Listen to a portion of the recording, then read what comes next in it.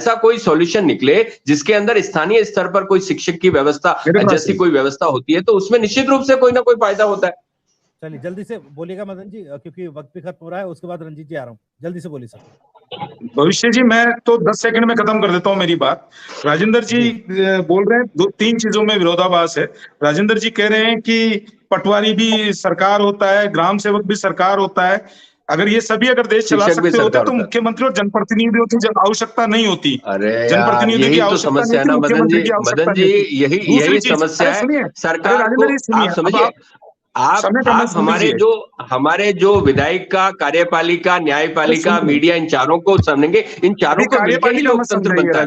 नहीं, लोकतंत्र कैसे बनता है? सरकार अकेली लोकतंत्र थोड़ी होती है, सभी को मिला के लोकतंत्र बनता है। अरे लोकतंत्र पे बहस नहीं है राजेंद्र जी। नहीं, लोकतंत्र देखिए, आप इन चीजों को कैसे काम चलेगा।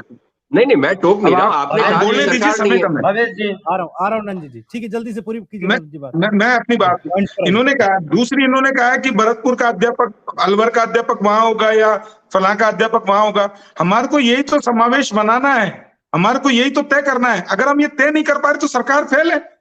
अगर मान लीजिए कोई आदमी 10 साल से वहां पे पिस रहा है, 10 साल से वो अपने परिवार से दूर बैठा है, और एक व्यक्ति की अगर यहाँ जिम्मेदारी होगी तो आप तय कर दीजिए 5 साल आदमी को वहां नौकरी करनी है। आप ये कहना चाहते हो कि स्कूल खाली कर दें, सीमावर्ती जिलों के स्कूल खाली हो जाए? आप ये कहना चाहते हैं क्या?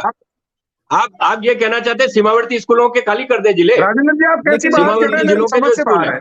आप कैसी बात कर रहे हैं? मेरी समझ से बाहर है, और ये जनता की भी समझ से बाहर है कि अगर स्कूल खाली हो जाएंगे, एक जगह स्कूल खाली हो जाएंगे, तो हमारा कार्य क्या है?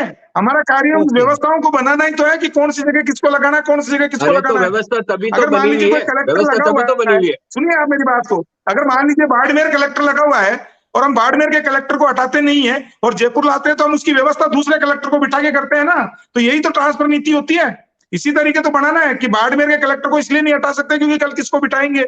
अरे भाई, वहां दूसरा लगाने की व्यवस्था आप करिए ना। कलेक्टर यही तो बनाना है, नहीं तो फिर होगा क्या? कलेक्टर और शिक्षक या फिर ये पॉलिसी ला दीजिए, सुनिए, अरे या फिर ये पॉलिसी ला दीजिए कि साहब शिक्षक को अगर बाड़मेर पोस्टिंग लेगा तो बाड़मेर ही रहेगा पूरे जीवन भर, आएगा ही नहीं वहां से।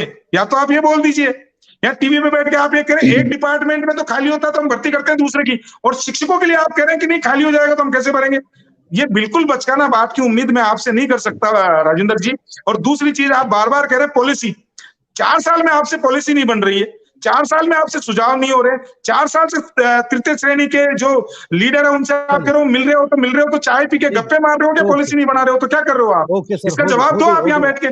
चौथी चीज आपने कहा कि मैं फिर कह रहा हूँ, जिस तरीके से प्रथम श्रेणी द्वितीय श्रेणी का आपने ट्रांसफर किया उसका जवाब नहीं देते हो आप कि कौन सी पॉलिसी के तहत किया उनका ट्रांसफर, और उनकी जगह खाली हुई है उनको कैसे भरा आपने?